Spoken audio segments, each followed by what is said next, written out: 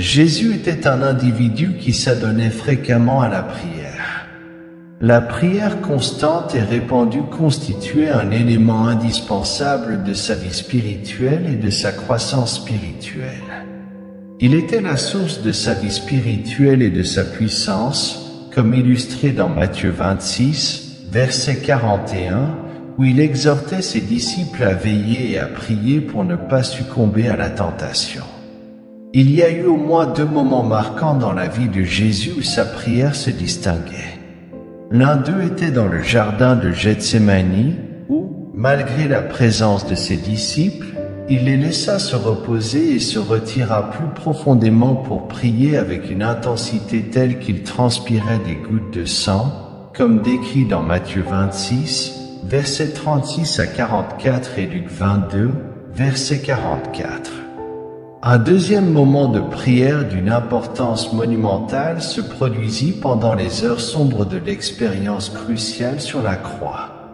Malgré l'agonie intense de la crucifixion, le cœur de Jésus se tourna vers ses bourreaux et, au nom de tous, il pria son Père de leur pardonner, car il ne savait pas ce qu'il faisait. Luc 23, verset 34. Il est indéniable que notre Seigneur était un homme de prière. Jésus choisissait soigneusement quand et où il priait, démontrant que la prière pratique et efficace exige un engagement envers le temps et le lieu. Comme le montre le verset de Marc 1,35, Jésus se levait avant l'aube, se retirait dans un endroit isolé pour prier, profitant du calme du début de la journée, loin des interruptions. Jésus reconnaissait que sa force résidait dans la prière et il passait souvent du temps de qualité dans la prière. Il nous enseigne que la prière est le carburant qui nourrit l'esprit de l'homme et si on ne le renouvelle pas fréquemment, l'épuisement spirituel survient. Jésus, lui-même, passait des nuits entières en prière, comme indiqué dans Luc 6, verset 12.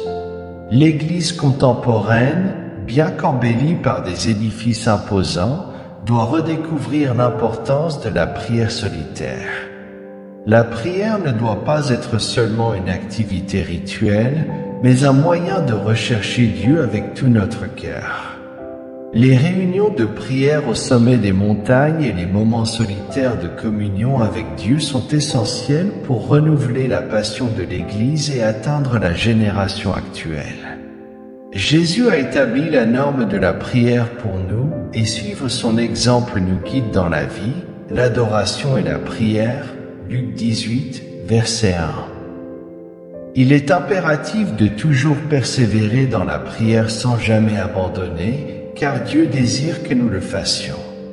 Apprenons à prier, surtout dans les moments d'adversité et de turbulence.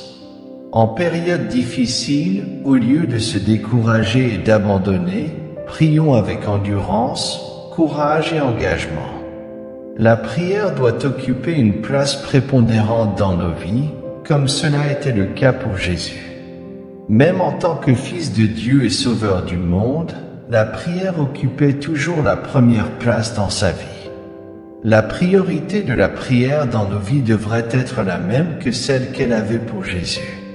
Souvent, nous limitons notre prière au temps disponible, que ce soit lorsque le bébé ne pleure pas, quand la maison est propre ou avant d'aller travailler. Cependant, pour que la prière soit efficace, elle doit devenir la plus grande priorité, tout comme elle l'était pour Jésus lorsqu'il se retirait au sommet de la montagne pour prier. La prière sacerdotale de Jésus, notamment en Jean 17, offre un aperçu profond de son amour pour son Père et pour nous, ses enfants. Jésus a prié pour l'unité de tous ses disciples, souhaitant qu'ils soient unis de la même manière que lui-même l'est avec son Père. Cela suggère que cette proximité est non seulement possible, mais également quelque chose pour laquelle nous devrions également prier.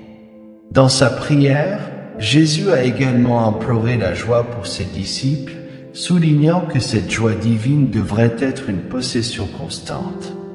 En plus de la joie, il a prié pour que ses disciples soient préservés du mal, reconnaissant les attaques constantes du diable.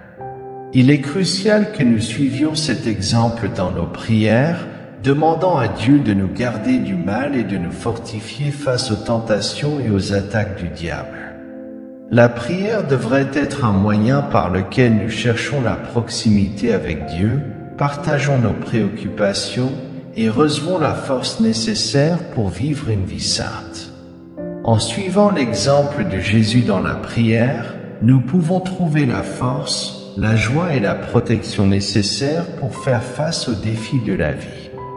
Jean 17, verset 17, révèle la prière de Jésus pour la sanctification par la parole. Sanctifier, dans ce contexte, signifie être mis à part dans un dessein sacré, consacré et purifié. Il existe une unique façon d'atteindre cette sanctification, et c'est à travers la parole de Dieu qui agit comme un instrument dans notre purification. Éphésiens 5, versets 25 et 26 expriment que les maris devraient aimer leurs femmes de la même manière que Christ a aimé l'Église, en se livrant pour elle, afin de la sanctifier par le lavage de l'eau par la parole. Ainsi, notre sanctification est rendue possible en bénéficiant des ressources de la parole de Dieu, en la lisant, en obéissant et en vivant selon ses préceptes. Nous devons prier pour que cette purification s'accomplisse en nous. Jésus, dans sa prière, aspirait à la perfection de ses disciples, comme mentionné dans Jean 17, verset 23. Cette quête de perfection visait à démontrer l'unité parmi les disciples, afin que le monde puisse reconnaître l'envoi divin de Jésus et son amour. Nous sommes donc appelés à prier pour que notre vie puisse être un témoignage efficace de l'amour de Dieu en Christ, attirant ainsi ceux qui nous entourent à connaître ce même amour. Dans Jean 17, verset 24, Jésus prie pour que ses disciples reçoivent la vie éternelle, soulignant l'amour de Dieu pour le monde. C'est un rappel puissant de notre responsabilité de prier pour le salut de ceux que nous aimons, afin qu'ils héritent également de la vie éternelle par la grâce de Dieu. La deuxième partie de votre texte semble être une prière fervente, reconnaissant Dieu comme le maître de la vie et exprimant la confiance en sa souveraineté. Cette prière invoque la paix de Dieu, recherche la constance de sa présence et reconnaît que nos émotions peuvent parfois être trompeuses.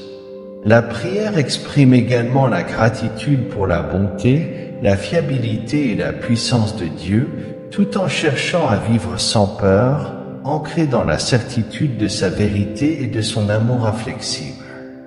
En conclusion, le texte nous encourage à sanctifier nos vies par la parole de Dieu, à rechercher la perfection dans notre unité, à partager l'amour de Dieu, à prier pour le salut des autres et à vivre ancré dans la confiance en la souveraineté divine et l'amour constant de notre Père céleste.